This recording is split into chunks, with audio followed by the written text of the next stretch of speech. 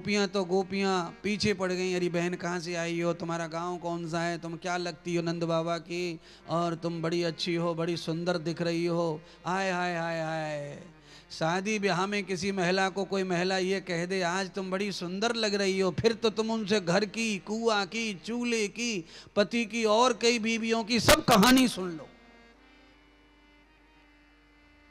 जैसे ही पूतना को कहा तुम बड़ी सुंदर लग रही हो, कहां से आई हो, पूतना ने कहा कि ये मुझे पहचान नहीं पाई इसीलिए पूछ रही हैं, तो बता दो जो बताना है, झूठा सच्चा बता दिया उसे। मैं देवलोक से आई हूं, मेरे आंचल में अमृत है, जो भी बालक मेरा आंचल धारण कर लेता है वो पूरा का पूरा शीघ्र बड़ा, जवान, सुंदर और युवा अमर हो जाता है। अब तो गोपियां लालच में आ गई, सही कह रही है, परसों बाबा आए थे उसी लोक में से, बाबा ने तनक छोरा पे छू कर दिया, बाबा एकदम छोरा हंस गया।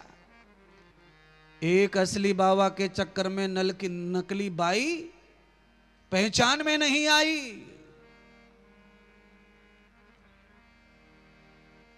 भगवान ने कहा अरे मैया, अरे गोपियों, तुम नहीं जानती ये कौन है, इसके साथ मेरा कई जन्मों का नाता है, आज ये अपने पिछले जन्मों का बदला लेने आई है, लाओ आज इसका उद्धार कर देते हैं।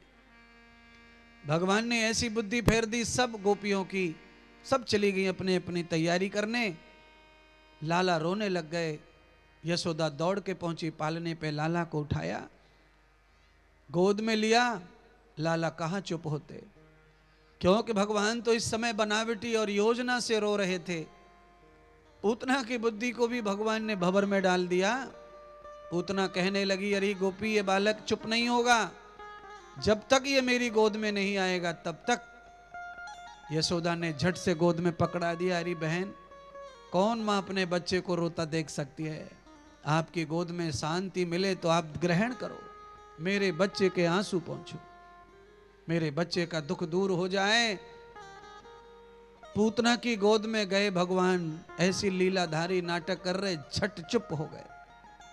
यशोदा मैया ने कहा वास्तव में ये तो बाबा, परसों वाले बाबा की तरह ही चमत्कारी लेडीज है।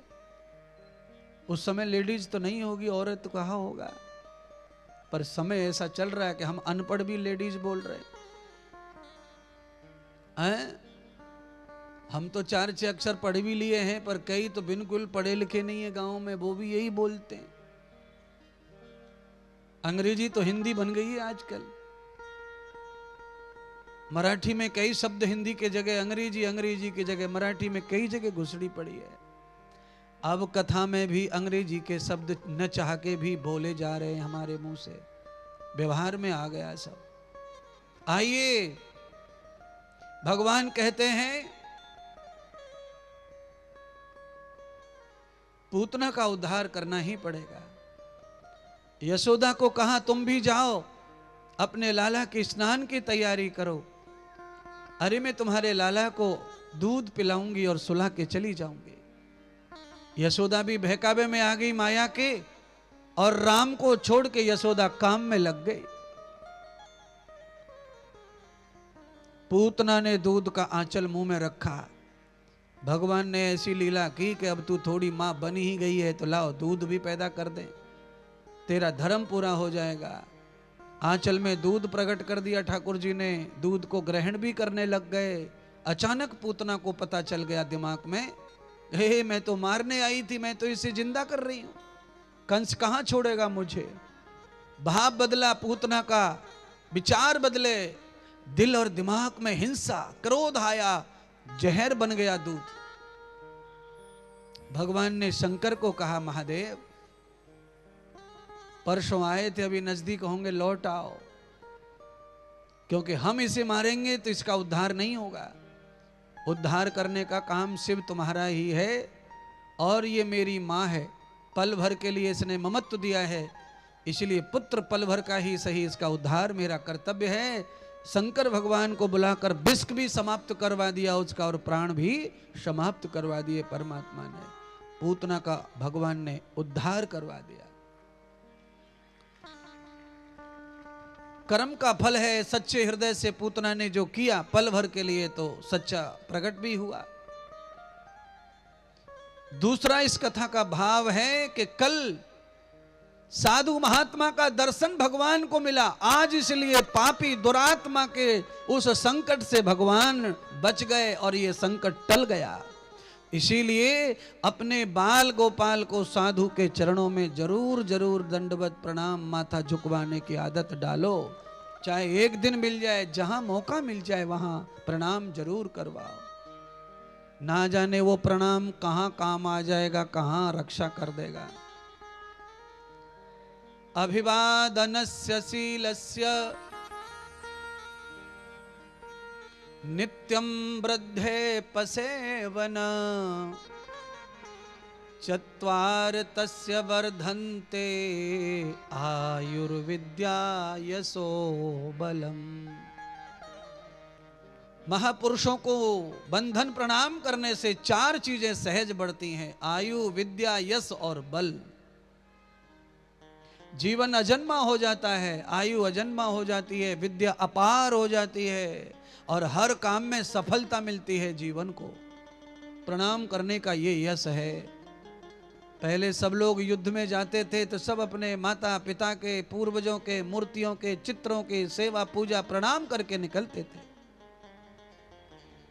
मैं हाथ जोड़ के आज भी कहना चाहता हूं, मानव सनातनियों, जब भी घर से निकलो किसी काम के लिए तो घर में बुजुर्गों के पैर छू के प्रणाम करके जाओ। घर में जो चित्र लगे हैं दादा दादी के, उनको भी प्रणाम कर लो।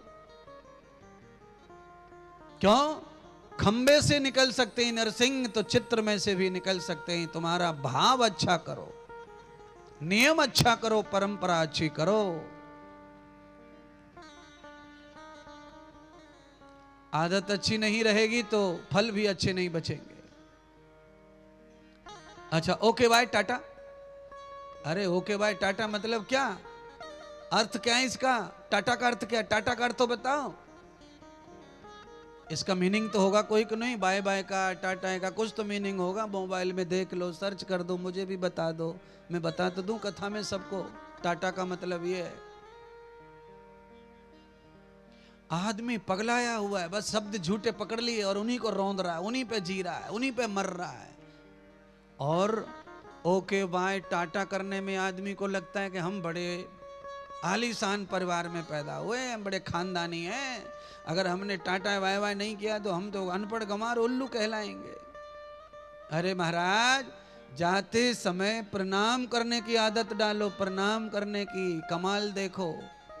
जब चौराहे पर तुम्हारा ध्यान नहीं होगा, बाइक पर पीछे से कोई ठोकेगा तो ठोकने वाला ही मरेगा, तुम जीवित लौट आओगे। प्रणाम का फल है ये। ओके बाय टाटा का फल है कि गए।